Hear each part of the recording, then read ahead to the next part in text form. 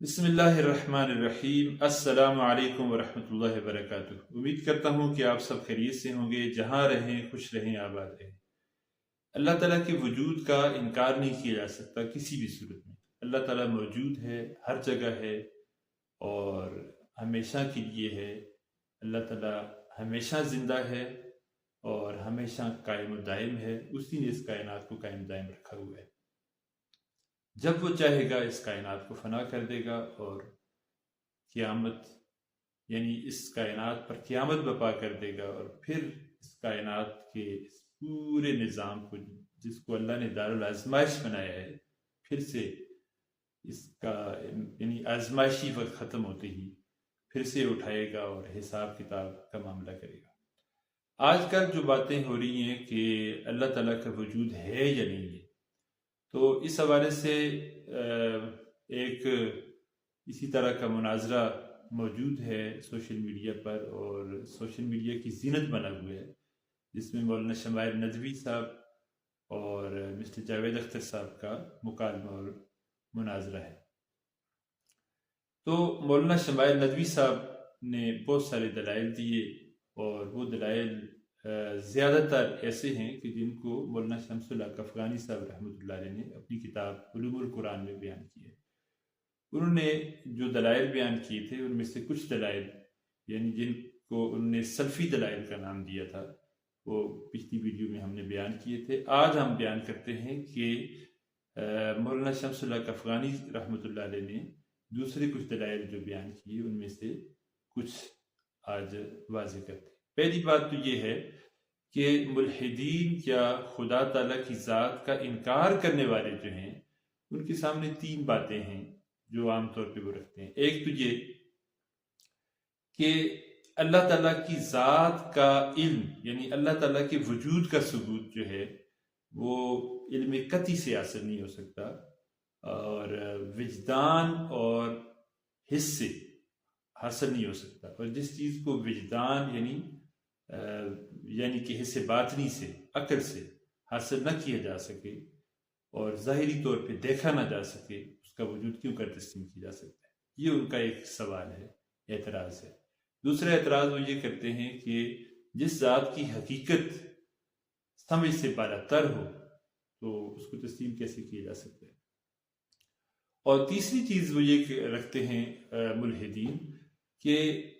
اس کائنات میں جو شر موجود ہے، برائیاں موجود ہیں، ان برائیوں کی موجودگی اگر مانی جائے، اگر ان برائیوں کو دیکھا جائے تو برائی کا ہونا خدا تعالیٰ کی ذات کی نفی کرتا ہے،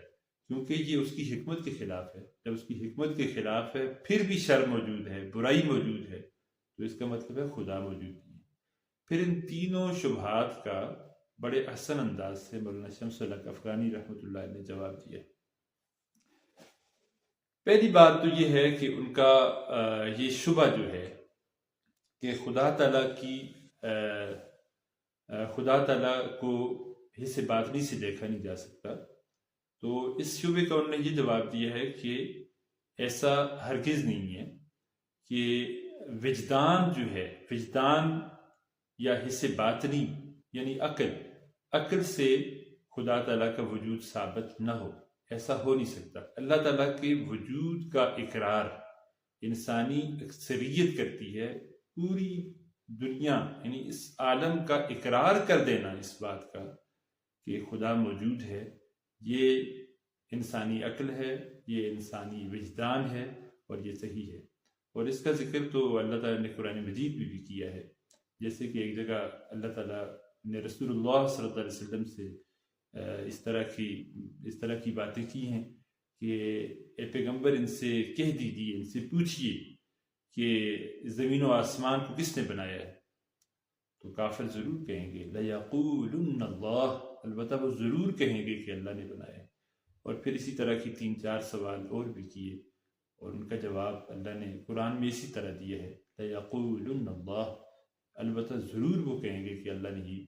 ہی نے اس سارے نظام کو بنایا۔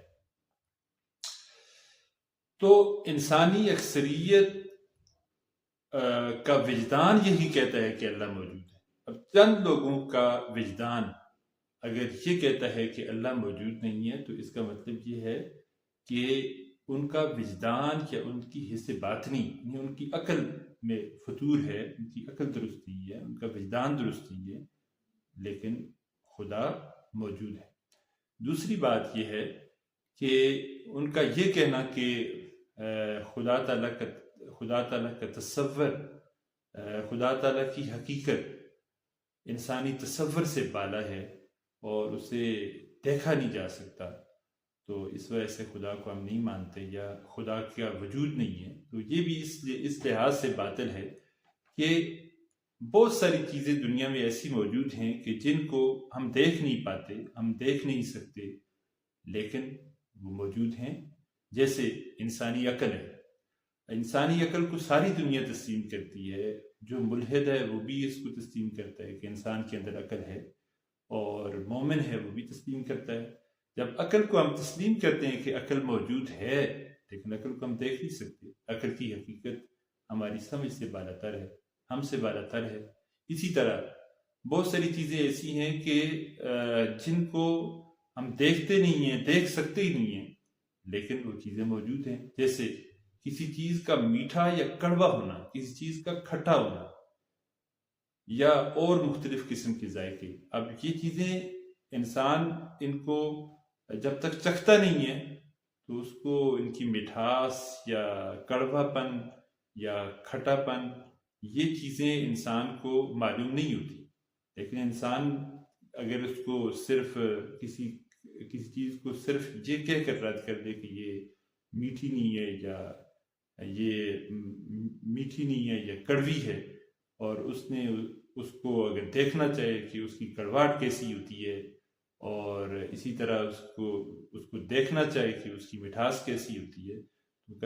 کبھی بھی وہ دیکھ کے محسوس نہیں کر سکتا، دیکھ کے معلوم نہیں کر سکتا، کیونکہ یہ اس کا تعلق دیکھنے سے نہیں ہے،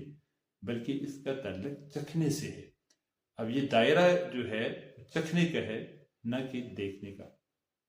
ایسے ہی اللہ تعالیٰ کی ذات ہے کہ اللہ تعالیٰ کی ذات کو دیکھنے سے حاصل نہیں کیا جا سکتا، یعنی اس کے وجود کو دیکھا نہیں جا سکتا،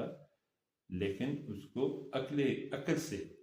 وجدان سے محسوس کیا جا سکتا ہے، اور وہ ہماری سمجھ سے حقیقتاً بالاتر ہے، لیکن موجود ہے۔ پھر اسی طرح ان کا یہ جو تیسرا شبہ ہے، خیر کے ساتھ ساتھ دنیا کے اندر شر کا وجود، دنیا میں واقعی شر موجود ہے، اور یہ جو منکرین خدا ہیں یہ عام طور پہ یہ کہتے ہیں کہ جیسے دنیا میں ظلم و ستم ہوتا ہے، مظالم ہیں، اسی طرح ریپ ہیں، یعنی کہ لوگوں کو نقصان پہنچایا جاتا ہے، تو یہ موجود ہیں، اور ان کی موجودگی میں خدا بھی موجود ہے، تو خدا انہیں روکتا کیوں نہیں؟ تو حقیقتاً ایسا نہیں ہے، کیونکہ بہت ساری چیزیں ایسی ہیں کہ جن کو ہم یہ سمجھتے ہیں کہ جو چیزیں ہماری سمجھ سے بالاتر ہوتی ہیں، ہم اپنا ایک مائنڈ بنا لیتے ہیں، یا یہ جو ملحد لوگ ہیں انہوں نے اپنا ایک مائنڈ بنایا ہوتا ہے، وہ اس کے مطابق درست نہیں لگتی، حقیقتاً اس کی کوئی حکمتیں ہوتی ہیں، اور اسی طرح خیر کا وجود جو ہے، اس خیر کا وجود اور اس کی حقیقت جو ہے وہ شر کے وجود کے ساتھ ہوتی ہے۔ اور تیسری بات یہ ہے کہ شر جو ہے، شر ہمیشہ خیر کے تابع ہوتی ہے۔ جیسے اس کی مثال ایسی ہے، جیسے آگ کا کام جلانا ہے، آگ جلاتی ہے، اور آگ سے چیزوں کو پکایا جاتا ہے، آگ سینکی جاتی ہے، اور بھی بے شمار فوائد آگ سے حاصل کیے جاتے ہیں، لیکن جہاں آگ سے کھانا پکایا جاتا ہے، آگ سینکی جاتی ہے، سردی سے بچاؤ کا ذریعہ ہے، اتنے سارے فوائد حاصل ہوتے ہیں، وہی اس کے نقصانات بھی ہیں کہ اس سے انسان کو جلایا جا سکتا ہے، انسان کے کپڑوں کو جلایا جا سکتا ہے، انسانی آبادیوں کو یا مکانات کو جلایا جا سکتا ہے، اور ایسا دنیا میں ہے۔ اب یہ چیزیں کیوں ہیں؟ کیونکہ دنیا دار الازمائش ہے، دنیا میں خیر اور شر دونوں کا وجود موجود ہے، اور یہ دونوں چیزیں اللہ نے پیدا کی ہیں اور انسان کو امتحان کے لیے بھیجا ہے۔ اب انسان اس کو اپنی آزادی سے استعمال کرتا ہے، جیسے کہ اللہ تعالیٰ فرماتے ہیں وَهَدَيْنَاهُ النَّجْدَيْنِ، ہم نے انسان کو دو راستے دکھا دیے، یعنی خیر کا راستہ بھی اور شر کا راستہ بھی۔ اسی طرح اللہ تعالیٰ سورہ کہف میں فرماتے ہیں یعنی ایمان کا راستہ اور شیطان کا راستہ، یعنی رحمان کا راستہ، حق کا راستہ اور غلط راستہ، شیطانی راستہ، ان دونوں کو بیان کرنے کے بعد اللہ تعالیٰ نے فوراً ہی شر کا جو راستہ ہے اس کے متعلق حدود بتا دی اور اس کے متعلق سزائیں سنا دی، جیسے اللہ تعالیٰ فرماتے ہیں فَمَنْ شَاءَ فَلْيُؤْمِنْ وَمَنْ شَاءَ فَلْيَكْفُرْ إِنَّا أَعْتَدْنَا لِلظَّالِمِينَ نَارًا۔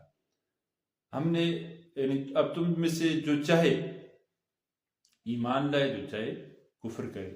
ہاں یہ بات ضرور ہے کہ ہم نے کافروں کے لیے، ظالموں کے لیے، کافروں کے لیے آگ تیار کر رکھی ہے۔